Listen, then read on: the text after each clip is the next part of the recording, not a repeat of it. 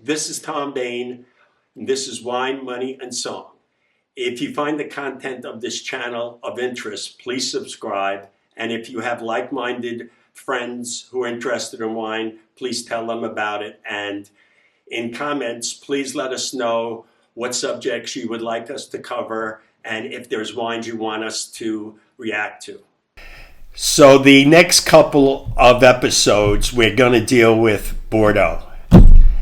And as you know, I did commerce in Bordeaux wines for over 2 decades, and I feel very, very comfortable. I have a lot of experience with it, and plus I've collected Bordeaux wines. I've taught classes on Bordeaux wines, so hopefully I'm able to share some of that knowledge with you. First of all, Bordeaux itself is an area that a river runs right through it. The Gironde River runs from the Atlantic Ocean right through the Gironde River, picks it up, and then splits off at the bottom into a Y. And on the left side of the river is the left bank, which is pretty obvious. And on the right bank, which is obvious, is the right bank. And the left bank is Medoc, which has Saint-Estèphe, which has Pauillac, which has Margaux, which has Saint-Julien, Saint-Estèphe, Grave, Sauternes, and Barsac. And while the right bank is Saint-Emilion and Pomerol. So we're going to start out the first episode with the right bank. Now, the difference between the right bank and left bank, differentiating it, is they use mainly Merlot and Cabernet Franc to make the wine, while the left bank uses mainly Cabernet, but a lot of Merlot too, and a little Cabernet Franc. But that's the big difference, is the Merlot. And that makes a big difference because Merlot generally is softer, rounder, and much more early drinkability with Merlot. And the reason why they don't use a lot of Cabernet in the right bank is because the area, especially Pomerol, is too cool to grow Cabernet. Now, there are a few chateaus that incorporate Cabernet Sauvignon. Figeac does about a third of Cabernet Sauvignon.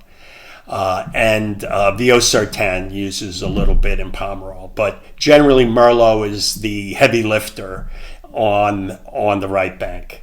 So let's get started. In 1955, Saint-Emilion was classified, and in 1936, Pomerol was recognized. So we know that the left bank wines were classified in 1855. Why did they forget the right bank wines? And it had to do with geography and the ease of shipping the wines out from the left bank. And that's why they had already developed all of the vineyards there, and it was much more sparse on the right bank.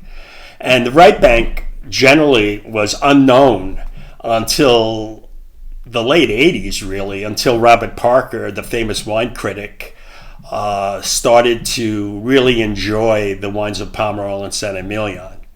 And he brought notoriety to all those estates. He also favored the way that a consultant, Michel Rolland, made these wines, and Parker loved them. And what Rolland believed in was long hang time in the grapes. The grapes got very ripe, and he highly extracted the grapes, very dark colors, used a lot of oak, and made very, very big wines. And Parker seemed to go for those. And Parker went for them. The wine-consuming public went with it too. And the other philosophy was the classical philosophy of J.P. Moueix, who owns Chateau Petrus, La Flore Petrus, Trot Noir, so on and so forth.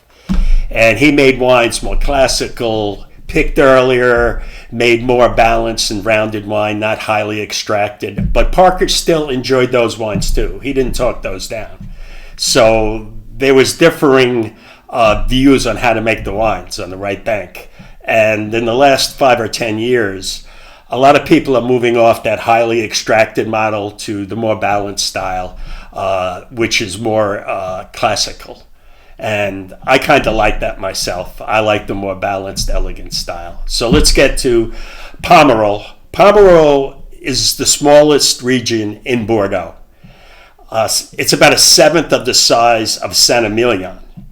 And it's very small production, and the wines tend to be very expensive in Pomerol because it's very scarce. And the west and south areas of Pomerol have gravelly soil and sandy soil, while the north and east has more clay, and they produce richer wines. Chateau Petrus has basically thick clay, and they make very rich big wines. So the soil has a lot to do with drainage. If you have sandy, gravelly soil, it drains better. If you have clay, it doesn't drain well, but you make much richer wines. So you have to understand with Pomerol, very small, very micro estates, like Chateau Lapin makes only like 1,000 cases, 1,200. Chateau Lafleur makes 1,500, 2,000 cases, and that's basically not even farming. That's hand making the wine. Petrus makes about 3,000 cases, sometimes more, sometimes less. So very, very small production. So the best wines of Pomerol, many consider Chateau Petrus. Also owned by the Moueix family is Tratenois, and which is a favorite of mine, which 20%, 25% of the price of Petrus. And you have Vieux-Surtain, which does use some Cabernet Sauvignon and a lot of Cabernet Franc, while Petrus is mainly 100% Merlot. So those are the wines of Pomerol. Now we'll go to Saint-Emilion. And Saint-Emilion is west of Pomerol. And as I said before, it was classified in 1955. And every 10 years it's reclassified. But there's been political upheaval about every time they would reclassify, and Cheval Blanc and Ozone have left the classification because they don't like Pavie being elevated and L'Angelus being elevated. So I don't take it that serious, the classification in Saint-Emilion. So the difference with Saint-Emilion, if you ever been to the left bank looks like Iowa. It looks like cornfields, but except it's vines. It's very flat. While you go to Saint-Emilion's very hilly, and very beautiful medieval villages are there. Very, very pretty, and there's beautiful churches and towns and architecture. And the key thing about Saint-Emilion, as I said, it's 7 times larger than Pomerol is. There's a lot of wine, and it's hilly, and the soils there are similar to Pomerol, but less clay. And Merlot and Cabernet Franc grow very, very well there. And the 3 wines that are considered the best wines there are Cheval Blanc, the White Horse wine, and you have Figeac. And Figeac is very unusual that it's a third Merlot, a third Cabernet Franc, and a third Cabernet Sauvignon, generally in that area, which is the only ones that I know that do that. And then you have Chateau Ozone, which is very, very low production and very, very expensive. And it's probably the second most expensive behind Petrus, generally, if you don't count Lafleur, but very, very, very expensive. So to me, I got into Saint-Emilion when I first got into drinking Bordeaux wines because they used Merlot. It was softer and not as tannic. But these right bank wines now have a big following.